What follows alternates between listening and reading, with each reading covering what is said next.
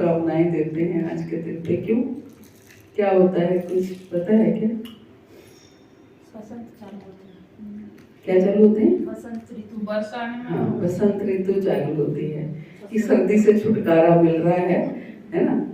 जो शीत ऋतु है वो उसको हम विदाई देते हैं आज के दिन, और बसंत ऋतु का आगमन होता है कि एक मीठी ऋतु मानी जाती है जिसमें ना ज़्यादा सर्दी होती है और ना ज़्यादा गर्मी होती है, और फसल का भी आगमन होता है, फसल भी आने वाली होती है। इसलिए बधाई दी जाती है, शुभकामनाएं दी जाती है कि अच्छी फसल आए, अच्छी। और बसंत पंचमी के दिन तो बहुत कुछ होता है वैसे, लेकिन मुख्य तौर से सरस्वती जी की पूजा होती है आज के दिन। सरस्वती जी जो कि विद्या की देवी मानी गई हैं, या देवी सर्वभूतेषु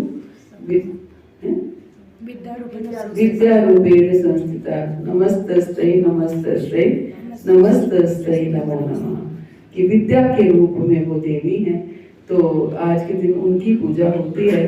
कहते हैं कि जो भगवान के हाथ में जो मुरली है वो सरस्वती जी का ही स्वरूप है ना। सरस्वती जी जो है, एक बार भगवान यमुना किनारे बैठे थे और राधा रानी को याद कर रहे थे। बहुत दिन से राधा रानी से मिले नहीं थे, तो उनके स्मरण में राधे स्मरण कर रहे थे। आंखें बंद हैं, कान बंद है, सारी जो इंद्रियां हैं बाकी सब बंद हैं, केवल मुख से क्या है, राधे राधे राधे राधे ऐसे श्याम सुंदर ऐसे बोल रहे हैं। तो सरस्वती जी देख रही हैं, माँ सरस्वती जी आती हैं और देखती हैं कि कृष्ण जो है उन्हें सारी इंद्रियों का एक तरह से इंद्रियों को बंद कर दिया है। आंखें बंद हैं, कान भी बंद हैं, कुछ भी यूज नहीं कर रहे हैं, केवल यूज किसको कर रहे हैं, वाणी को यूज कर रहे हैं। और वाणी की देवी कौन है, सरस्वती जी हैं। तो सरस्वती जी को अहंकार हो जाता है कि कृष्ण केवल मुझे यूज कर रहे हैं, मेरा प्रयोग कर रहे हैं, राधे राधे बोल रहे हैं। तो भगवान हैं तो चाहे विद्या की देवी हैं, लेकिन हैं तो वो भगवान की सेविका ही है ना। तो भगवान अपने भक्तों में कभी भी अहंकार नहीं देख सकते हैं। तो अहंकार देखा तो भगवान जो है उससे एक तरह से भगवान ने उसको निष्कासित कर दिया एक तरह से।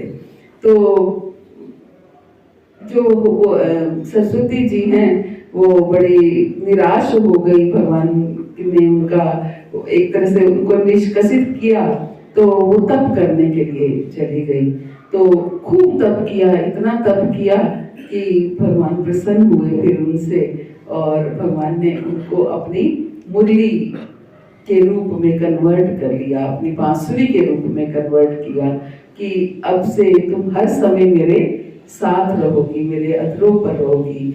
अधरामृत, सबसे पहला अधरामृत जो है वो, हालांकि भगवान अपना अधरामृत जो है सबको प्रदान करते हैं अपनी वाणी के माध्यम से, अपनी बांसुरी बजाने के माध्यम से, लेकिन सबसे पहला अधरामृत जो है वो बांसुरी को प्राप्त होता है। तो इसलिए भगवान ने सरस्वती जी जो है उनको बांसुरी मुरली के रूप में प्रकट हुई। और हम सब जानते हैं कि सरस्वती जी जो ब्रह्मा जी ने जब सृष्टि क्रिएट की तो एक्चुअली उनका आगमन आज के दिन हुआ था। आज सरस्वती जी का एक तरह से आविर्भाव दिवस है ना, उनका आविर्भाव दिवस है। जब ब्रह्मा जी ने वो की, ये तो एक तरह से कृष्ण लीला के समय की बात है। जब सृष्टि हुई, ब्रह्मा जी ने सृष्टि की तो मनुष्य बनाए, सब कुछ बनाया, लेकिन प्रसन्नता नहीं हुई। तो मतलब ऐसा लग रहा था नीरस नीरस सा है, क्योंकि संगीत की देवी है ना, एक तरह से वाणी की देवी है, बोल चाल की देवी है वो, है ना, म्यूजिक जिसको कहते हैं वो सबीना और ये है ना, उसके सब कुछ सरस्वती जी से आया। तो ऐसा लगा कि संसार बनाया भी, जीव बनाए, लेकिन दल दल है सब कुछ, कोई रौनक नहीं है, कोई वो नहीं है। तो ब्रह्मा जी ने अपने कमंडल से जल निकाल करके यूं छिड़का, तो वहां से एक सुंदर सी स्त्री प्रकट हुई उस जल से। तो वो सरस्वती जी थी, वीणा बजाती हुई आई। और फिर उसके बाद से ये इस भौतिक जगत में संगीत और ज्ञान और ये सब कुछ प्रकट हुआ। और आज और भी बहुत कुछ है। रघुनाथ दास गोस्वामी जी का भी कई हाँ, रघुनाथ दास विष्णु प्रिया का भी आविर्भाव दिवस है। विष्णु प्रिया कौन थी? चैतन्य महाप्रभु की पत्नी, दूसरी पत्नी थी। पहली पत्नी तो उनकी लक्ष्मी प्रिया थी, उन्होंने तो पहले ही उनकी मृत्यु हो गई थी। लेकिन विष्णु प्रिया जो है, कहते हैं ना, किसी पुरुष का, किसी भी व्यक्ति का अगर वो जीवन में आगे बढ़ता है तो उसके पीछे स्त्री का पूरा हाथ होता है। तो विष्णु प्रिया ऐसी ही थी। विष्णु प्रिया जब महाप्रभु ने 24 साल में संन्यास ले लिया था, और विष्णु सोचिए जब वो 24 साल के थे तो विष्णु प्रिया कितनी होंगी, और अपनी युवा पत्नी को छोड़ करके त्याग किया। हालांकि दुख हुआ उन्हें, लेकिन उन्होंने ये सोचा कि संसार को मेरे से ज्यादा जरूरत है इनकी, महाप्रभु की जरूरत संसार को मेरे से ज्यादा जरूरत है, इसलिए मैं इनको छोड़ सकती हूँ। तो महाप्रभु ने संन्यास लिया। तो जो लोग भी मायापुर जा चुके हैं, वहां पर आप लोगों ने दर्शन किए होंगे, कामेश्वर के दर्शन। तो विष्णु प्रिया ने महाप्रभु को बोला कि मुझे आप अपनी एक विग्रह दे के जाइए जिसके सहारे मैं अपना जीवन निकाल सकूं। तो महाप्रभु ने अपना एक विग्रह जो है वो विष्णु प्रिया को दिया। तो वो विग्रह आज भी मायापुर में है, और विष्णु प्रिया वहीं पर उन्होंने अपना पूरा जीवन निकाल दिया। सारा दिन वो उन्हीं की सेवा करती, उन्हीं का भजन करती। कहते हैं कि वो रोज दिन में जितनी माला करती थी, महामंत्र की माला करती थी, हाँ वो भी, तो जितनी माला करती थी, एक माला करती थी तो एक चावल का दाना अलग कर देती थी, दूसरी माला करती थी तो दूसरा चावल का दाना, तो जितनी माला करती थी उतने चावल के दाने अलग करती जाती थी। तो शाम तक, रात तक जितनी भी माला उसकी होती थी उतने चावल के दाने अलग हो जाते थे। फिर उन्हीं चावल के दानों को वो खिचड़ी बना के, भात बना करके वो खाती थी। पूरे दिन में वो इतना खाती थी।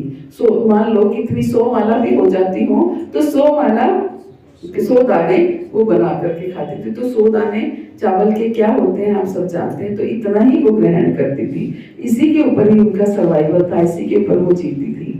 और उनका जब हर समय वो उसी विग्रह के सामने बैठी रहती थी, और जब कहते हैं कि जब वो उन्हीं विग्रह के सामने बैठी थी तो पता चला कि विष्णु प्रिया नहीं है, अब नहीं दिख रही हैं, कहीं भी नहीं है। तो वो जो विग्रह था महाप्रभु का, उस विग्रह की, विष्णु प्रिया जो बंगाली लोग हैं वो अपने बीच के में वो डालते हैं बाली सी, जैसे हम लोग नथनी डालते हैं ना, वो बीच में नथनी डालते हैं। हाँ, यस, माता जी ने डाली है, यस। तो ऐसे ही वो बीच में नथनी डालती थी माता जी की तरह। तो वो विग्रह में बीच में नथनी, माता जी ने तो दर्शन किए होंगे रामेश्वर के, है ना, आप तो जाते होंगे। तो बीच में उनकी जो नथनी है वो महाप्रभु के विग्रह के बीच में वो नथनी प्रकट दिखने लगी। मतलब तो पता चला कि हाँ, ये इसी मूर्ति में ही विष्णु प्रिया भी समा गई हैं। विष्णु प्रिया भी उसी मूर्ति में ही सारा जीवन उन्होंने उसी विग्रह की सेवा की, और फिर लास्ट में वो उसी विग्रह में ही समा गई। वो पता ऐसे चला कि उससे पहले उस विग्रह के बीच में नाक में वो नथनी नहीं थी, और जब वो समा गई उसमें तो उसमें नथनी दिखने लगी। तो ये उनका जीवन था। सारा जीवन उन्होंने बहुत सुंदर भजन किया और हमें सिखाया कि किस तरीके से कम आहार ग्रहण करके भजन करना होता है।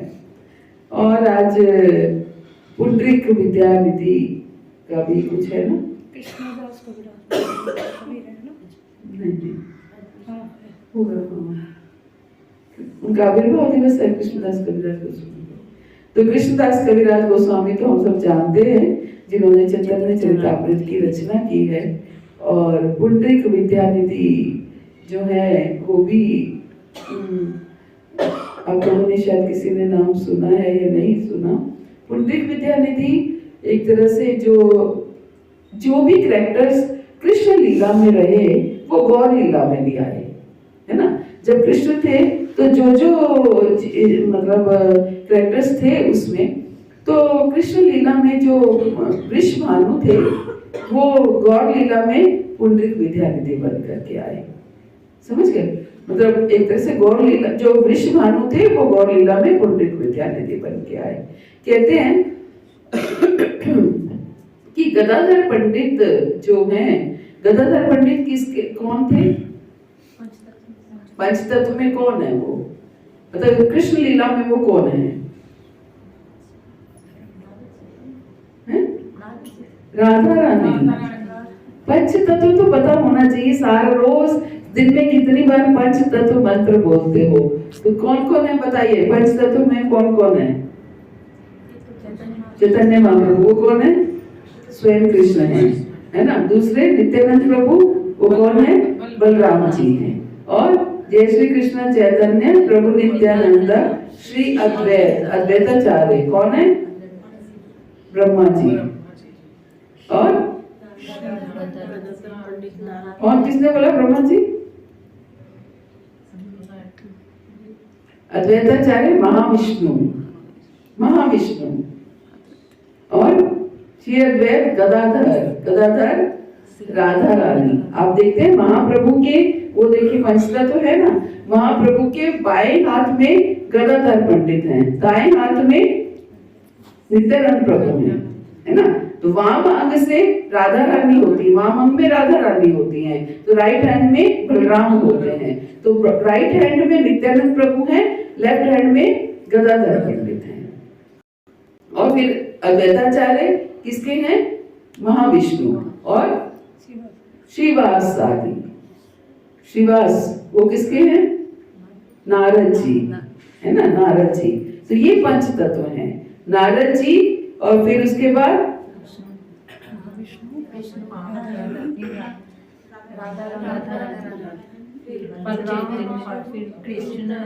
अब याद रहेगा सबको, ये याद रखना है। हम दिन में कितनी बार पंचतत्व मंत्र बोलते हैं, हमें याद होना चाहिए कि महाप्रभु स्वयं कृष्ण हैं और नित्यानंद प्रभु बलराम जी हैं, गदाधर पंडित राधा रानी हैं, और अद्वैताचार्य महाविष्णु हैं, और श्रीवास जो हैं वो नारद जी हैं, है ना। तो इस तरीके से ये हमारे पंच तत्व हैं, पंच तत्व मंत्र है। और उसके बाद जो गदाधर पंडित हैं वो राधा रानी हैं। तो जो वृषभानु थे वो पुंडरीक विद्यानिधि बने, और जो गदाधर है वो राधा रानी थी।